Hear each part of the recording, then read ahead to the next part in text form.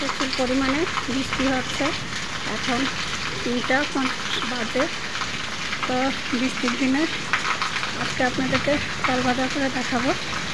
চালটা ভেজে নেওয়ার জন্য এখানে 1 কাপ পরিমাণে চাল নিয়েছি। ভালো করে চালটাকে ধুয়ে নেওয়া চালের মধ্যে দিয়ে দেবো টেস্ট অনুযায়ী সামান্য পরিমাণে লবণ। এভাবে লবণ দিয়ে মেখে নিব। মেখে নেওয়া হয়ে গিয়েছে, গরম হয়েছে। মেখে নেওয়া চালগুলো এখন আমি কড়াইয়ের মধ্যে দিয়ে দিলাম।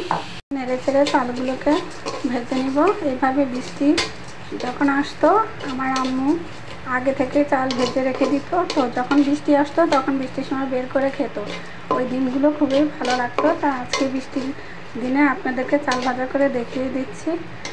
এরকম বৃষ্টি আসতে চাল ভাজা খেতে কার কার ভালো লাগে কমেন্ট করে জানাবেন। চাল ভাজা কমপ্লিট হয়ে গিয়েছে, এখনও বৃষ্টিটা আছে। তো এর সাথে থাকতো পেঁয়াজ আর কাঁচামরিচ। এখন চাল ভাজা খাওয়া আর বৃষ্টি দেখা, এটার মজাটাই অন্যরকম।